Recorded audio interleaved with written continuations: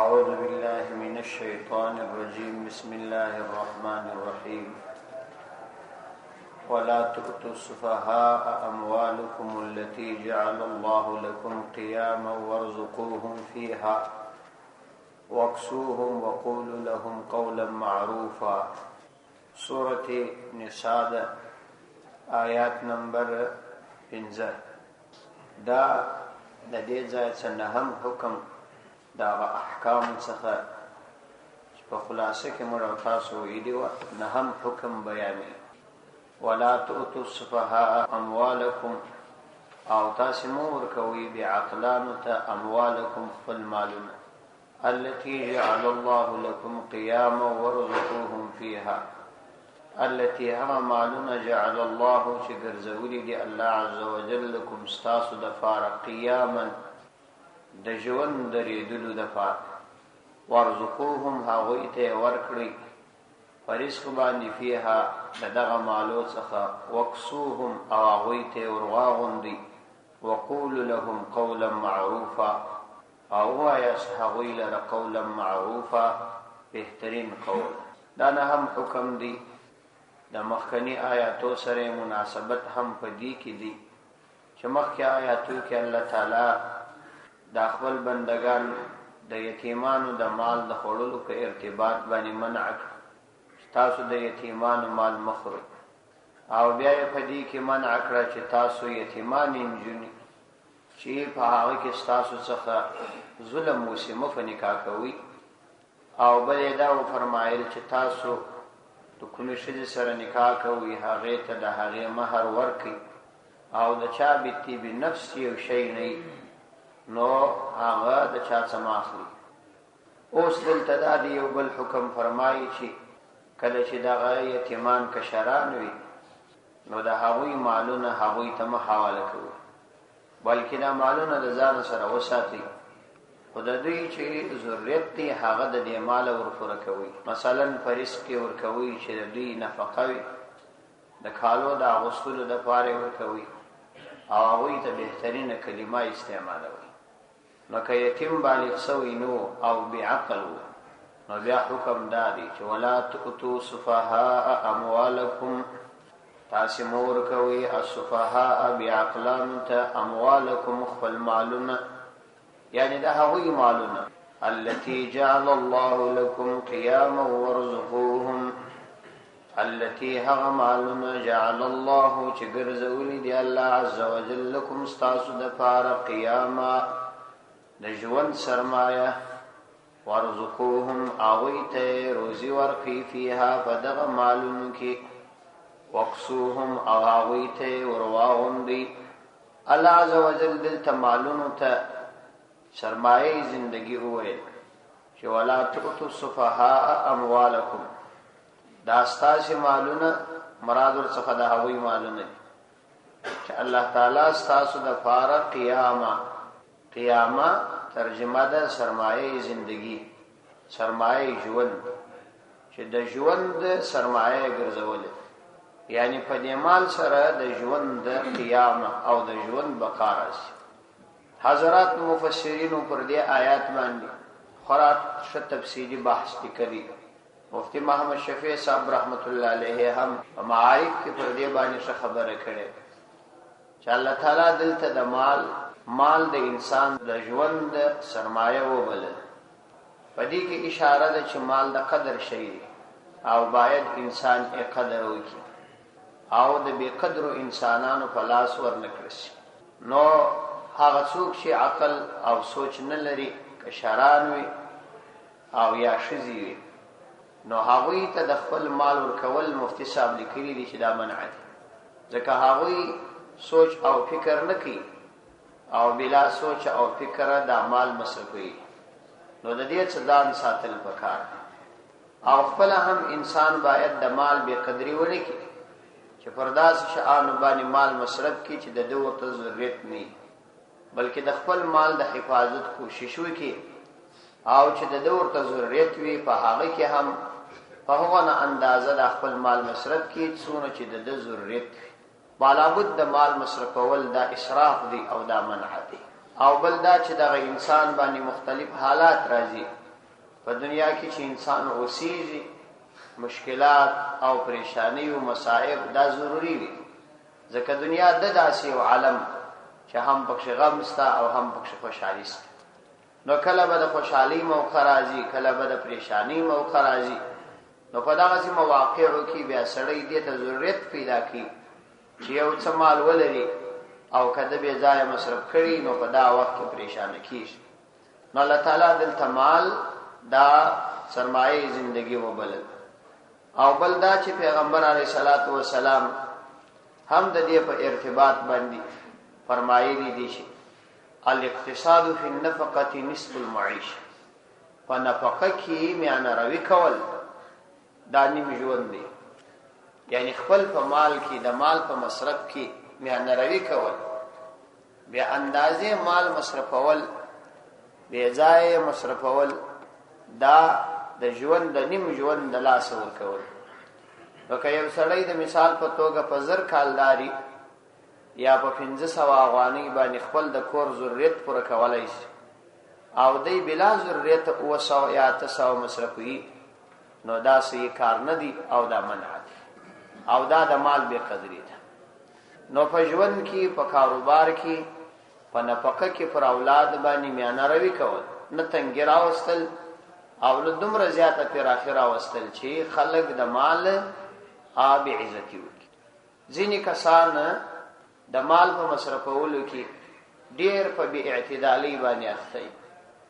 ځینې په افراط کې واقع دي او ځینې بیا په تفریط کې واقع دي. افراط کوونکي هغه دي چې د حد تجاوز کوي، هغه دا دي چې مال فلاس ورسي نو د بیچاره پر تشناب هم دومره ډېرې پیسې مصرف کړي چې هغه د انسان د پاره فقط د یو لسو دقیقو د ضرورت ځای دی، بس د پر هغه هم دونه پیسې مصرف کړي چې یو سړی پر خاص خپل خونه باندې نه مصرف، او یا د مثال په توګه پر بل داسې شی باندې مصرفوي چې هغه ته چندانې ضرورت نه وي. او ځینې کسان به انتهایی زیاته تنګي کوي، هغه به تفریط کوي، دا مال نه پر ځان نه پر اولاد مصرفوي. الله تعالی مال ورکړي خو د ده زندګۍ ته چې ته وګورې، د ده لباس ته، د ده کالو ته، د ده بوټو ته، نو ستا به دا د ځان سره سوچ پیدا شي چې یاره د اصلي سره مې یو څه کومک کړی وای، یو د موټر مصرف مې ورکړی وای، بیچاره بیخي در بدر. لیکن د ده حالاتو چې سړی ګوري چې سرمایه یې څومره ډېرې وي نو حریان پاته کېږي. نو دا کسان هم په سخته غلطۍ کې واقع دي او هغه چې بې ځایه مصارف کوي هغه هم په سخته غلطۍ کې واقع دي. د مثال په توګه یو عام متوسط موټر یا عام موټرسایکل څخه سړی استفاده کولی شي، بلا ضرورت یو قیمتي شی رانیول او ګرځېدل پکښې، نو دا مناسب نه دي، دا د مال بې قدري ده. د دې څخه باید انسان ځان وساتي. او رسول الله صلی الله علیه وسلم په یو بل حدیث کې فرمایي من قتل دون ماله فهو شهید. یعنی مال دا یو د عزت شی دی او د خپل مال حفاظت دومره ضروری دی که یو کس د خپل مال په دفاع کې قتل کړسو نو دا شهید بلل کیږي. نو د شهید کم مقام دی؟ د شهید هغه مقام دی چې پیغمبر علیه الصلاۃ والسلام په احادیث کې او په قران کریم کې په آیاتونو کې ذکر شوی چې هغوی ته الله تعالی بندگان د نینه منع کړی دي چې مړی ورته کوی، بلکې دا هغوی د پاره د رزق وعده شوی او دا چې د هغوی سره څومره ښه معامله کیږي نو دغه کس چې د خپل مال په دفاع کې په شهادت ورسیږي دا شهید بلل کیږي. معلومه شول چې دا مال یو ډیر د قدر شی دی او ډیر د احترام شی دی، انسان باید قدر او احترام وکړي. بل حدیث کې راځي پیغمبر علیه الصلاۃ والسلام فرمایي نعم المال الصالح للرجل الصالح. بهترین مال هغه صالح حلال مال دی چې د صالح انسان سره، یعنی دا د ټولو بهترین شی دی چې یو صالح انسان وي او مال او سرمایه ولري او دا مال هم صالح وي، د ضرورتونو په وخت کې داغه څخه استفاده کوي. نو دا د مال په درلودلو باندې انسان د ډیرو بدو مرزونو څخه خلاصيږي. یو د ټولو بد مرز هغه د حرص ډیر بد مرز دی. که صالح مال د انسان سره وي، حلال مال د انسان سره وي، نو بیا د حرص په مرض باندې نه مبتلا کیږي او بخیل کیږي نه او بل طمع نه کوي. دا ټول هغه امراض دي چې انسان د آخرت لري کوي. نو مال د قدر شي. بل حدیث کې پیغمبر علیه السلام فرمایي لا بأس بالغنا لمن اتقى الله عز وجل. په مال او په غنا او سرمایه کې هیڅ باک نشته د هغه چا د پاره چې د خپل رب بیریږي. کوم څوک چې د الله عز وجل څخه بیریږي هغه کمالداري که سرمایه ولري نو دا منع نه دي بلکې دا پروا نه لري. حضرت سفیان ثوری رحمت الله علیه را نقل کړي دي چې په پخوا زمانه کې به د دې علماو د دې خلکو رائے دا چې دا مال څه شي نه دي، چې دا مال دا څه شي نه دي. لیکن په اوس زمانه کې دا ضروری ده چې سړی سرمایه او مال ولري. ځکه وای کدا سړی ته یو حاجت پر پیښ شو نو دا سړی به اولین شی چې د خپل حاجت د پوره کولو لپاره مصرف کی خپل دین به مصرف کی. نو بیا وای کان المال فيما مضى يكره. په خوانی زمانه کې به خلکو مال دا مکروه غني یعنی بد به غني. لیکن فاما اليوم لیکن نن ورځ فهو ترس المؤمن. دا د مؤمن د فارس فرق. من كان في يده من هذه شيئا فليصلحه. کله چا په لاس کې د نانیرو دراهم او سرمایه ته یو شی وي فليصلحه د هغه صلاح او خیال لساتي. فانه زمان زکداس یو زمانه دا وس ان احتیاج که حاجت ورته پیدا سو کان اول من يبذل دینه. نو دا کسب اول هغه څوک وي چې د خپل حاجت د پوره کولو د پاره به دین مصرف کړي. یعنی نن به د دین په مقابله کې بیا د خپل حاجت پوره کړي. نو کله خپل سرمایه ولري بیا به ولې دین د دې د پاره چې حاجت یې پوره سي دین په عوض کې ورکړي. دا د حضرت سفیان ثوری رحمت الله علیه خبره ده. سفیان ثوری زموږ د وسنی زمانه څخه 1300 کال مخکې تیر شوی. 1300 کال مخکې. نو تاسو خپل فکر وکړئ چې 1300 کال مخکې دا خبره کوي. موږ او تاسو بشارګانو څه حال. څومره ډیرو خلکو ایمانونه د کفارو په مزدوري کې بایل. څومره ډیرو ایمانونه د لاس ورکړل او دا یې صرف د دې د پاره ورکړل چې خپل حاجت په پوره کړي. نو مال او سرمایه دا یو د قدر شی دی. علماو چې دا کار مکروه ګڼلی دي او د مال سره محبت دا په هغه صورت کې د مال سره محبت بد دی چې انسان د آخرت غافل کی. که یو سړی د خپل آخرت په فکر کې وي او صالح انسان وي بیا د مال او سرمایه ډیرول او یا د مال درلودل دا منع نه دي. بلکې په وسنی زمانه کې دي چې د ضرورت ما د خپل استادانو اوریدلې دي او وی په دعا کې هم دا ویل اللهم اعنا بالدنيا. الله د دنیا په حالاتو کې په سرمایه زموږ امداد وکړه کومک مو وکړه. دا په وسنی عصر کې ورته اشد ضرورت دی. نو ځینې کسان دا بزرګي بولی چې کاروبار باندې کوي. یو څوک دا شوی چې اولادونه لري مشران اولادونه یې نور زندگی برابرې نو دی وایي ما د پاره نور د دنیا کار په کار نه دی. دا هغه د پاره پروا نه لري ځکه چې هغه حاجات تقریبا پوره د اولادونه د غذای تر رسولي. نو اولادونه هم د پاره بس د احسان بولی او د ځان لپاره عار بولی چې پلارې کار کوي. لیکن که څوک کار نه کوي او د ځان کمال بولی چې زه د دنیا کار نه کوم دا کمال نه دی. بعضی ټګانو او جاهل پیرانو فرزان باندې خلک راټول کړي هغه د په خدمت کې لګیاوي کاروبار ته نه پریږدي او دا په ذهن کې ورکوي چې بس د ازما خدمت کول تر ټولو لوی کار. دا تر ټولو لوی جهالت دی چې خلک د کاروبار راګرځي د هغه خپل د اولاد حقوق باندې ستا د کوروالا حقوق باندې ستا د قریبانو حقوق ور باندې ستا د هغه حقوق هغه ګرځنی پوت دي او یوازې ستا په خدمت کې لګیدل دي. د سهار صدر ما شام جماعت مزنی پات دینداری جنی پات او دا دینداری بو. دا په ډیرو علاقو کې به تاسو لیدلی فرزینو جاهل او بيدینه پیرانو باندې داخله راټولي او دا دینداری بو. دا هیڅ دینداری نه ده، دا بيدینی ده. تر دې لوی بيدینی ستنه پیغمبر علی السلام خپل امت ته فرزان د تکیه کولو ترغیب ورکړي او امت په دې امر کړی دی چې د چا محتاج مګرز که مؤمن په خپل کار کې مستقل وي، کاروبار خپل وي، بیا به ولې د چا خبره مني؟ بیا به ولې غلامي کوي؟ هیڅ ضرورت یې نشته. پیغمبر علیه السلام فرمایي کاد الفقر ان یکون الکفر، نږدې ده چې انسان دې د فقر په وجه کافر شي، چې مال نه لري د مال د نه درلودلو په وجه باندې کافر کیږي. ولې چې کافران به ورته وایي چې زه تا د دونه پیسې درکوم، ته زما د پلانۍ خدمت ته په کار باندې واچه. دا خلکو چې د مسلمانانو جاسوسي وکړلې، د مسلمانانو پر کورو باندې د چاپو دپاره یهودو نصاراو ته لارې برابرې کړلې، او یا د مسلمانانو د بندیانولو دپاره مختلف تدابیر په کار واچول، د دې اصلي علت دغه مال و چې کافرانو مال دته ورکاوه او د مسلمانانو وینه قرباني خرڅول. نو دا بنیادی شی دی چې د خپل مال حفاظت وشي. نو مفتی محمد شفیع صاحب رحمه الله لیکلي دي چې ډیر خلک په دې کې ډیر لوی کمزوري کوي چې هغه شذو ته د ضرورت بالابود پیسې ورکړي، او یا خپل کشرانو اولادونو ته تر ضرورت بالابود پیسې ورکړي. شذو ته او کشرانو اولادونو ته یا داسې کسانو ته چې هغه فکر او سوچ نه لري، بیا ځای پیسې مصرفوي، دومره پیسې ورکول چې د هغه تر ضرورت بالابود وي، دا منع دي، دا به سړی نه ورکړي. اسلام واجب مبارک دین دی او واجب د انسانیت تربیت کړی دی. که سړی د اسلام د اصولو مطابق وچلیږي، په ټول ژوند کې یوه ذره مشکل هم نه وي، یوه ذره مشکل هم نه وي.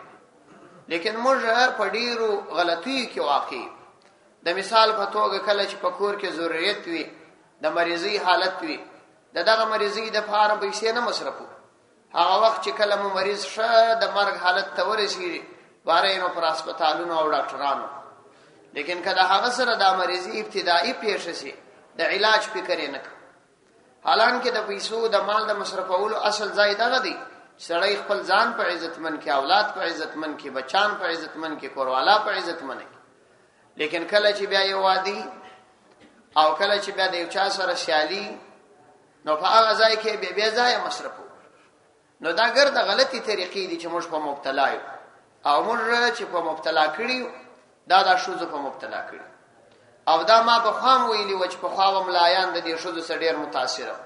لیکن اوس سلو کې 100% یقیني ده چې عوام الناس ډېر ورسره متاثر دي. ملایان دومره نه دي ورسره متاثر لکه د عوام الناس چې څونه ورسره متاثر دي. پر دوی انتهایی ډېرې ګرانې دي، در اندازې زیاتې ګرانې دي ورباندې. نو البته دغه د علماو ریکارډ دی اوس ورمات کړی دي، نو دا زموږ دپاره یو شی دی. نو د مال حفاظت کول دا ضروری دی، باید سړی حفاظت وکړي. الله تعالی هم دا فرمایي چې دا ستاسو سرمایه زندگی ده، د دې قدر کوئ. ولا تؤتوا السفهاء اموالکم التي جعل الله لكم قیاما، چې ستاسو دپاره الله عز وجل هغه د ژوند سرمایه ګرځولې ده، نو دا د قدر شی دی، باید قدر یې وسي. نو بے قدر انسانانو ته مور کوي، ورزقوهم فيها، او تاسو هغوی ته رزق ورکوي، فيها په دا مال کې. یعنی دا یتیمان چې هغه نه پوهېږي، داسې مه کوئ چې هغوی ته ډوډۍ نه ورکوئ، بلکې د هغوی ضرورتونه پوره کوئ. وکسوهم، او هغوی ته کالي وراغوندئ، یعنی جامه یې پور کوئ. وقولوا لهم قولا معروفا، او وایست هغوی لره قولا معروفا، بهترینه خبره. یعنی کچیر دا د یتیمانو مال وي، او یا د مثال په توګه د کوروالا مال وي، یا ستا مال وي خو ستاسې ستا بچان اولادونه غواړي،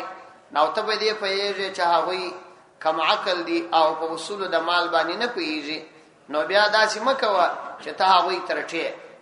بلکې طریقه یې دا ده چې په ډېرو بهترینو کلماتو هغوی ته تسلي ورکوه. دا ورته وایه چې دا مال ستا مال دی، دا ستا دی، ستا پر نامه دی، زه صرف د دې دپاره ساتم چې لږ ستا سر په خلاص شي، ټول مال تا ته حواله کوم. نو دا ستا مال دی، دا زما نه دی. نو دغسې کلمات چې ورته استعمال شي، نو بیا هغه مقابله نه کوي. او دا چې د اوله سره څخه یې سړی د ځان دپاره شمېري، او وړونو ودا یې ټول محروم ګرځولي او بچان یې محروم ګرځولي، نو لا محاله به څو ورځې بعد د وړونو تر مابین په کور کې جنجال پیښیږي، دا به راځي. نو الله فرمایي وقولوا لهم قولا معروفا، نو هغوی ته د تسلۍ خبرې کوي، او دا ورته وایاست چې دا ستاسې مال دی، ستاسې د خیرخواهۍ دپاره ما راګرځولی. وابتلوا الیتاما حتی اذا بلغوا النکاح، فإن آنستم منهم رشدا فادفعوا إليهم أموالهم ولا تأكلوها إسرافا وبدارا أن يكبروا وابتلوا اليتامى او تاسو امتحان کی الیتامى یتیمان حتى اذا بلغوا النکاح چکل هوی ورسیږي نکاح لره فإن آنستم منهم رشدا چکل تاسو معلوم کی د هغوینا رشدن هوشیاری فادفعوا الیهم نور کی هغوی لره اموالهم داوی مالونه ولا تأكلوها اسرافا وبدارا ان يكبروا ولا تأكلوها او تاسو مخری هادا غمالونه اسرافا په اسراف باندې وبدارا او په تلوار باندې اي يكبروا د دې بیري چاوي بغټ سي وابتلوا اليتامى او دا غمالونه د یتیمانو کستاسو پلاس کی او یا تاسو د کشرانو زامونو وي نو دا یتیمان تاسو امتحان کی یعنی په هغه باندې د دینه مخ کې چې لا بالغان سوي نه لږ کاروبار پکوي معمولی کاروبار پکوي چې تاسو ته معلومه سي چې ودا دغه کس په خپل ترتیب کې څنګه دی یو څه ناڅه کار کولای شي کې نشي کولای نو بیا چې کله هغه په کاروبار کې روسو او تاسو ته معلومه سول چې دای نور ځان ته تاوان نه رسی او مال په غلطه لار نه مصرفي خلک یې نه خطا باسي نو په هغه صورت کې به بیا دا مال ورسپاري وربېک د دې آیات مبارک څخه بیا یو بل عمومي قانون الله تعالی د خپل بندگانو ته بیان چې دا چې هم کوي چې انسانان وګرد عمر په خپل بغل کې پټ ساتلی او تاسو د هغوی استعداد په کار نه اچ بلکې په انسانانو کې الله تعالی استعداد یې شیدي پیغمبر علیه السلام فرمای الناس معادن كمعادن الذهب والفضه دا انسانان وای دا سیدي لکه د خزانه د سرو او سپینو زر یعنی په انسانانو کې الله تعالی ډیر استعداد یې شي هر انسان کې ډیر زیات استعداد شته چې خپل استعداد په کار واچي نو ډیر زیات پرمختګ کولای شي نو تاسو د خپل کشران لږ په کار باندې اخته کوي ترڅو هغوی د کاروبار سره عادت شي او سره آباد شي بیا یې سرمایه په لاس ورک نو دای به تاوان نکړي ځینې پلرونه زامن یې بيخي سپینځري سي هغوی ته اختیارات نور کوي دا ډیر کمزوري طبيعت دي اولادونه دغه سي جوړول مناسب نه دي مولانا حسین احمد مدني رحمت الله علیه وای چې تاسو د 12 کلنۍ ورسته پر خپل اولادونو باندې بندیزونه ډیر ملګوي هغوی تر اثرات لاندې ډیر مساتي ځکه دا بیا غلام ذهن ګرځي بیا به د خلکو څخه متاثر کیږي بیا د کافرانو مقابله نشي کولای بلکې تاسو د 12 کلنۍ ورسته هغوی په کارونو باندې ولګوي هغوی ته ځینې کارونه ورسپاري ځینې ځایو کې ځینې مشرتوب ورکي د پاره د دې چې سبا هغوی د ځان د استقلال فکر او سوچ وکړي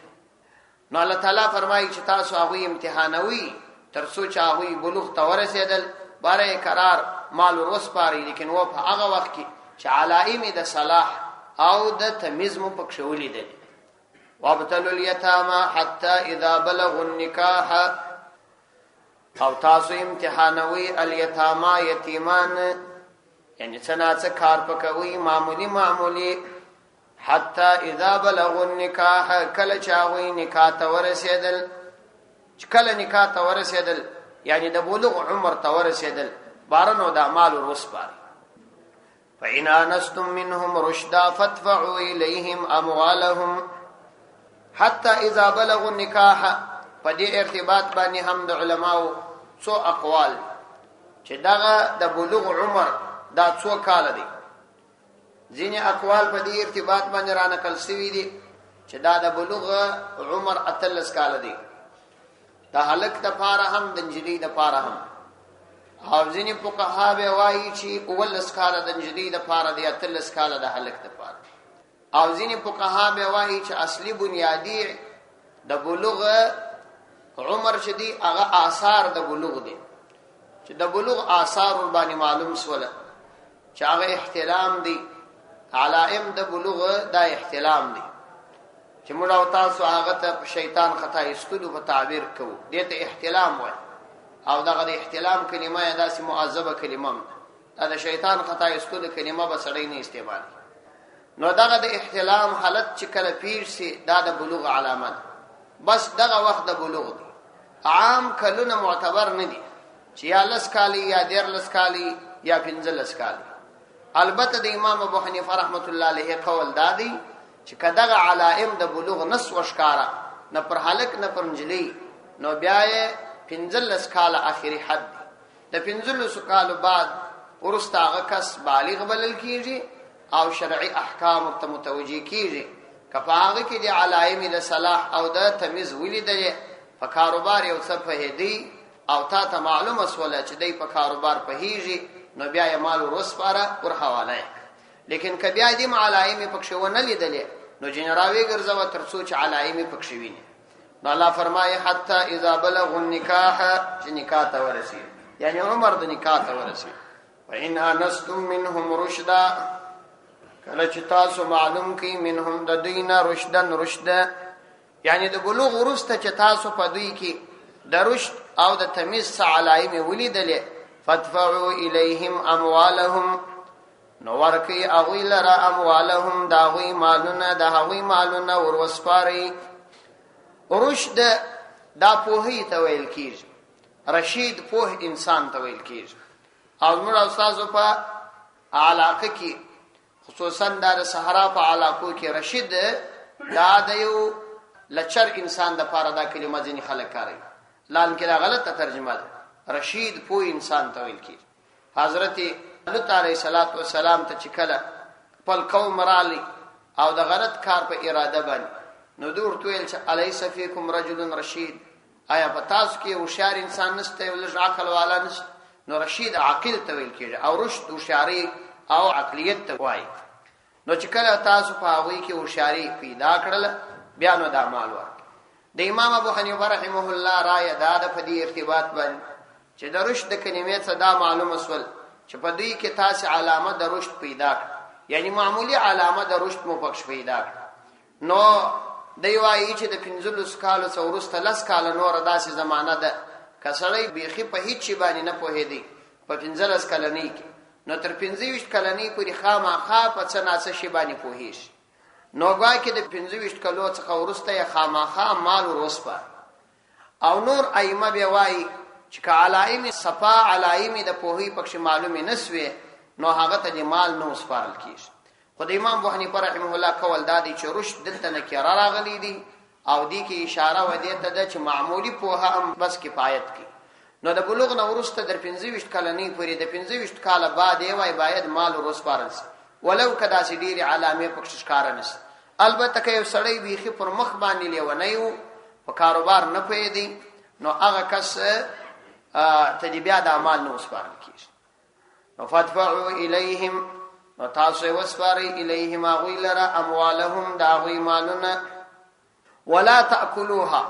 او تاسو د دې مالونه مخری، یعنی داسې مکوي چې داسې نه چې هغه غټ سي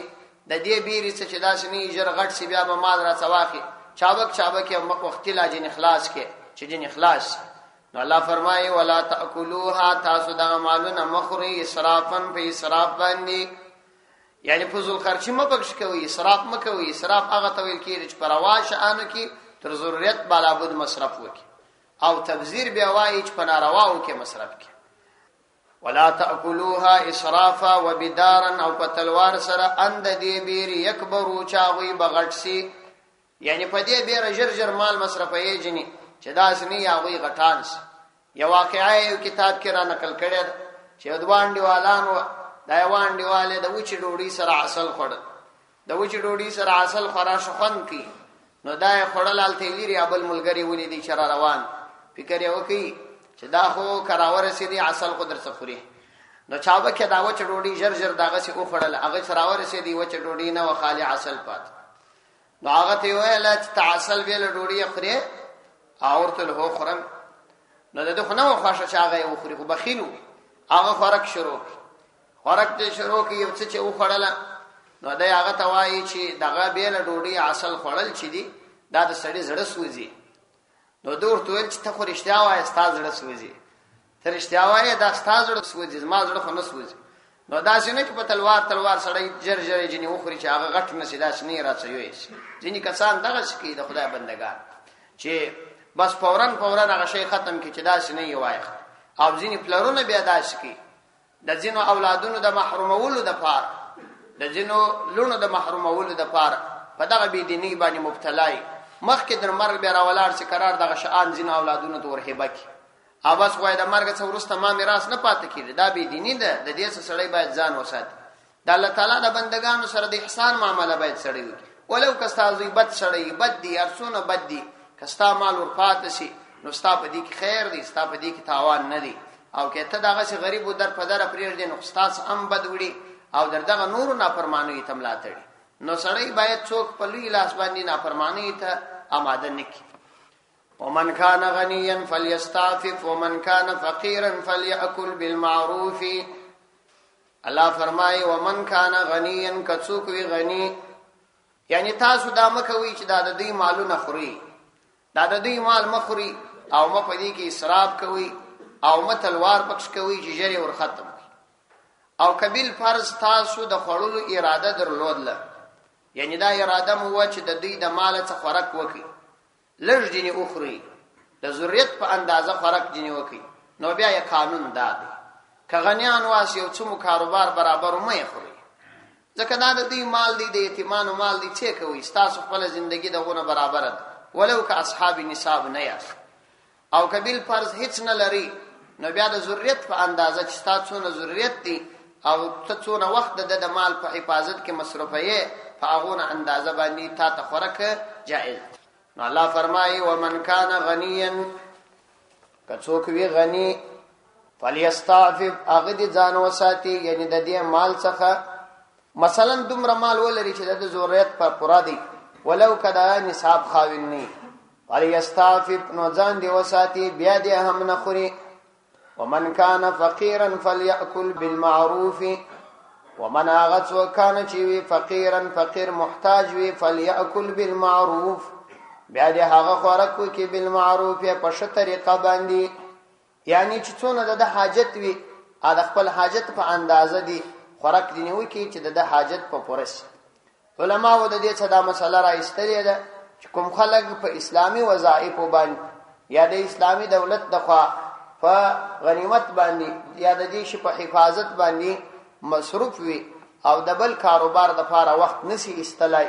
هغه د خپل ضرورت په اندازه باندې د دغه شانو څخه مصرف کولای شي د مثال په توګه د مدارس او استادان دي او یا د مساجد او ائمه دي کچيري مثلا د مسجد د لپاره پیسې ټولېږي او یا د مدارس ته کومې پیسې راځي نو دای بل ځای مصروف کېدلای نسی نو بیا کچيري زندگی برابر ای د بل طرفه یو څه حاجت پرای بیا افضل ورته د مدرسې د جناح خیرم په داغه کې البته قبل هیڅ لار ورته نه نو بیا د خپل ضرورت په اندازه باندې داغه وظیفې څخه د مدرسې څخه یا د مسجد د تنخواه څخه یا د بیت المال څخه هغه یو څه تنخواه اخستلای شي لیکن او په هغه کې به احتیاط کوي مفتی محمد شفیع صاحب رحمه الله لیکلي دي چې ځینې کسان په دې کې هم ډېر لوی غلطي کوي هغه دا چې التخوی په کاغذ لیکلي چې ماهانه به زدونه تنخواه اخلم او په مابین کې د میاشتې د جریان بیا د یو طرف او د بل طرف څخه هم څه پیسې په جیب کې آشي چې دا حرام دي ورته جایز نه بلکې د خپل تنخواه بلا بد لا باید وانه هغه باید پریږدي چې د ضرورت په څونه اندازه باندې پوره وي دا په دې خاطر باندې چې انسان د آخرت د عذابونو څخه نجات پیدا کړي حضرت ابوبکر صدیق رضی الله عنه کوروالا پیسې د تنخواه څخه لږ راټولولې یو روپی نو په دوه میاشتو کې څه سی وی بیا یې ورکړې چې په دې باندې څه میوه راوړه دولدا چیرې وی ولدا مستاده تنخواه څخه راګرځولې ولدې څه دا معلومه شو چې دغه اندازه تنخواه ما بالا بد دغه بند کړه ول بس دغه کافی نو ځکه ابو بکر رضی الله عنه ومن كان فقيرا فليأكل بالمعروف بیا دې په معروفه طریقه باندې خوري فإذا دفعتم إليهم أموالهم کله چې تاسو ورکړل إليهم اغویلر اموالهم دا غوی مالونه یعنی کله چې هغه بالغان سول علائم د بلوغ او د صلاح او د تمیز مو پکښ پیدا کړل نو بیا مو مالونه ور حواله کړل فاشهدوا نو تاسو گواهان ونیسی شاهدان ونیسی علیهم فراغوی باندې بهتر داد شاهدان ور باندې ونیسی یعنی فرض نه در باندې خو شاهدان ور باندې ونیسی ځکه کېدلای شي یو وخت په مشکل پیښ شي اختلاف به پیښ شي شاهدان به پکار راشي لیکن اصلي خبره دا ده چې وکفا بالله حسیبا، وکفا بالله کافی دی الله عز وجل حسیبا ش حساب کوونکی. بس الله د عز وجل د حساب د پاره کافی دی. یعنی کېدلای شي یو سړی به خائن وي نو شاهدان وي نیولي نو په شاهدانو به کار نه کوي، او یو سړی به بیا امین انسان وي بل شاهدانو به کار سم. نو اصلي حساب کوونکی الله تعالی دی، هغه کافی دی. صدق الله العظیم.